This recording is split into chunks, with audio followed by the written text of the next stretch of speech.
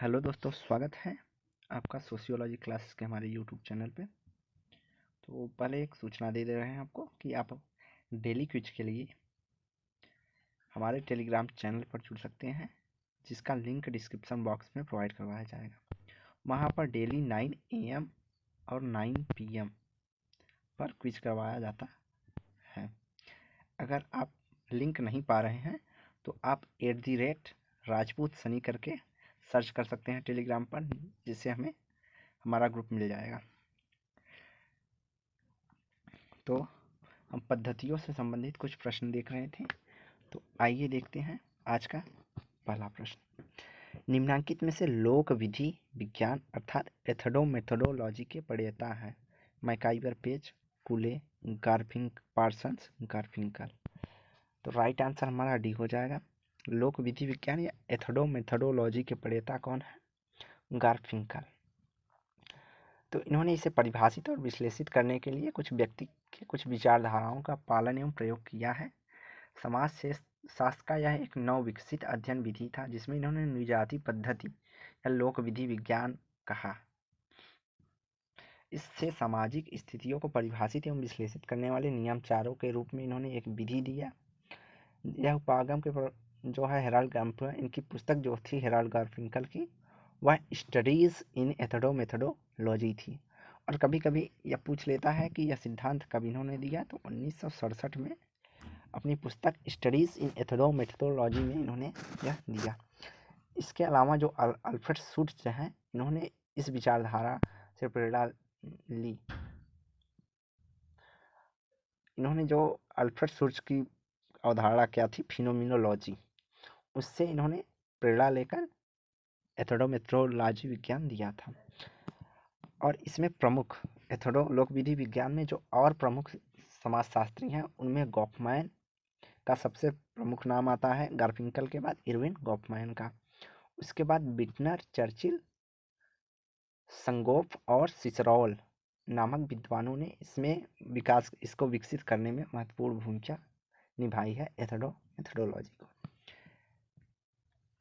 अगला प्रश्न है, हेराल्ड गार्फिंकल ने किस वर्ष निजाति पद्धति शास्त्र शब्द का प्रयोग किया था? 1965, 1970, 1975 या 1967? तो राइट आंसर हो जाएगा डी, 1967 में। अगला, निम्नलिखित में से किसने निजाति पद्धति के लिए महत्वपूर्ण प्रेरणा स्रोत का प्रतिनिधित्व किया है? H Garfinkel, R Turner, Irving Goffman, के डेचनिस। तो यहाँ पे राइट आंसर हो जाएगा इरविन गॉफमैन थे, जिन्होंने निजाति विज्ञान के लिए महत्वपूर्ण प्रेरणा स्रोत का प्रतिनिधित्व किया है, अर्थात उसे आगे बढ़ाने का कार्य किया है। अगला है, लोक विधि विज्ञान के संदर्भ में निम्नलिखित में से कौन सा कथन सही है? पहला है, लोक विधि विज्ञान सामान्य बोध की पद्धति का प्रयोग नहीं करता है। दूसरा है, वे यथार्थ निर्माण और सामान्य बोध की पद्धति का अध्ययन करते हैं। तो लोक विधि विज्ञान जो है सामान्य बोध पद्धति का प्रयोग नहीं करता है, यह भी कथन सही है। और यथार्थ निर्माण के लिए सामान्य बोध पद्धति का प्रयोग करता का अध्ययन करता है, यह भी कथन सही है। दोनों कथन सही है यहाँ पे। तो लोक विधि विज्ञान जो है सामान्य बोध पद्धति का प्रयोग नहीं करता है, कि यथार्थ निर्माण की सामान्य बोध पद्धति का अध्ययन करता है। दोनों कथन सही है। अगला है, गार्फिंकल के अनुसार डॉक्यूमेंट्री पद्धति है लिखित अभिलेखों का अध्ययन, आंकड़ों का सांख्यिकीय विश्लेषण, समाज के लिए गणना या तरीका, या आंकड़ों का आकलन को व्यवस्थित करना। तो यहाँ पे राइट आंसर जो हो जाएगा वह होगा समाज के विश्लेषण के लिए गणना करने का तरीका। तो डॉक्यूमेंट्री अर्थात वृत्त चित्र पद्धति का शब्द का प्रयोग सर्वप्रथम किसने किया था? कार्ल मैनहीम ने। और इस शब्द का प्रयोग कहीं कहीं अल्फ्रेड शुट्ज भी करते हैं।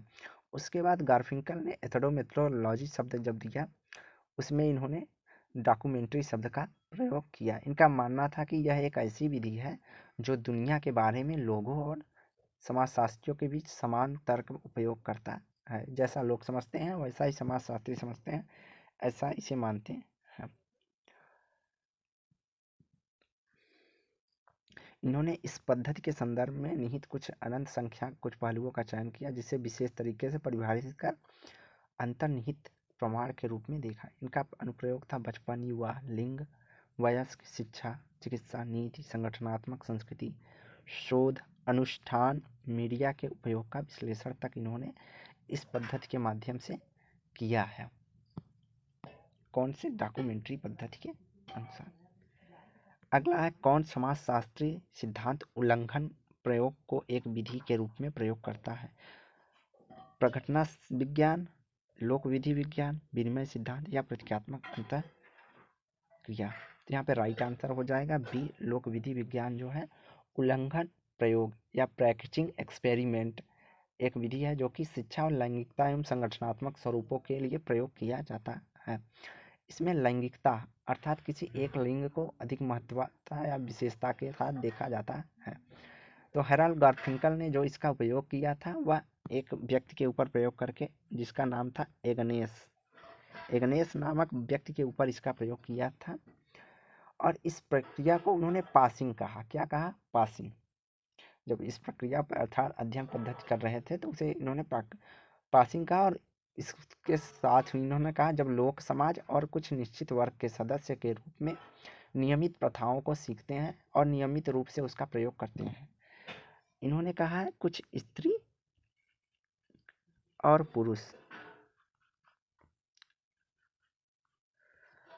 ये जो है ना कि कोई किसी विशेष प्रथा जो केवल एक लिंग के लिए होती है उसको सीखते हैं और उसी के द्वारा उनकी पहचान की जाती है, तो इसे ही उन्होंने पासिंग कहा है,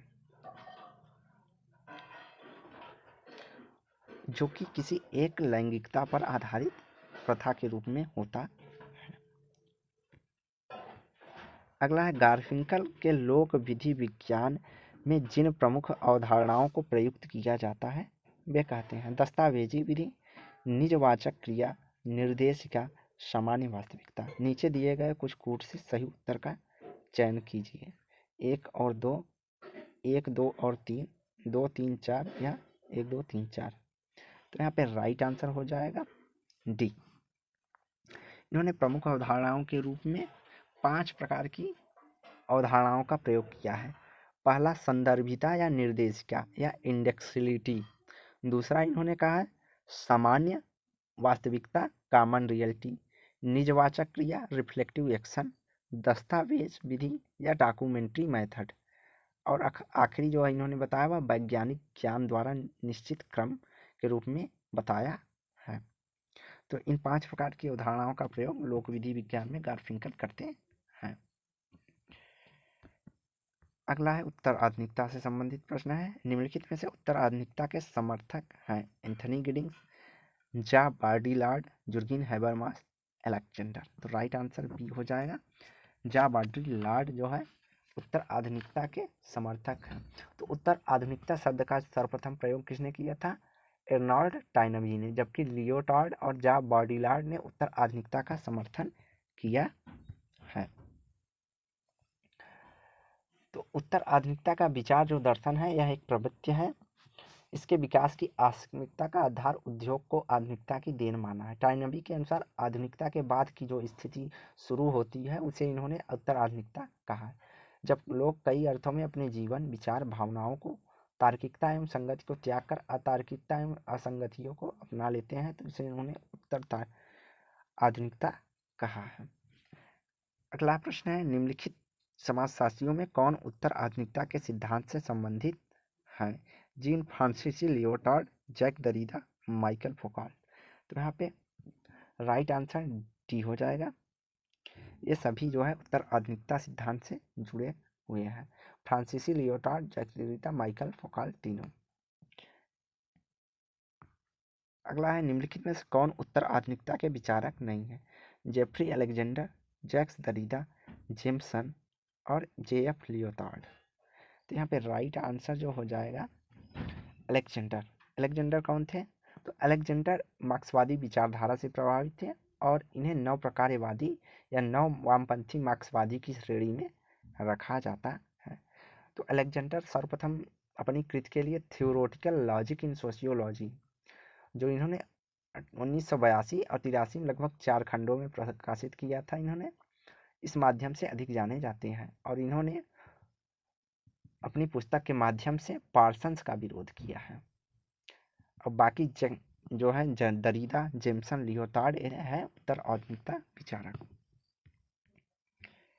अगला है, इनमें से कौन सी विशेषता उत्तर आधुनिकता के लिए सत्य नहीं है? यह मानवता को महत्व देती है। यह भावनाओं को महत्व देती है, भावनाओं को भी महत्व देती है। यह सहयोग को महत्व देती है, तो सहयोग को महत्व देती है। यह तर्क और प्रतिस्पर्धा को महत्व देती है, तो यहाँ पे राइट आंसर डी दिया है कि उत्तर आधुनिकता के अंतर्गत इसे सही नहीं माना गया है।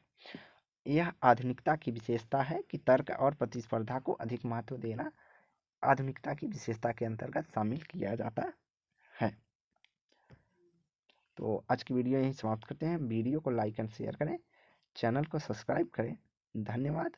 डेली ऐसे प्रश्नों के लिए आप चैनल को ज़रूर सब्सक्राइब करें और बेल आइकन को दबाएं ताकि आपको इंस्टेंट नोटिफिकेशन मिले। वैसे भी हमारे वीडियो का टाइमिंग है 9:45 पे से जो वीडियो डाली जाती है वह प्रीमियम में रहती है, वह स्टार्ट हो जाती है। तो चलिए आज की वीडियो यहीं समाप्त करते हैं। धन्यवाद।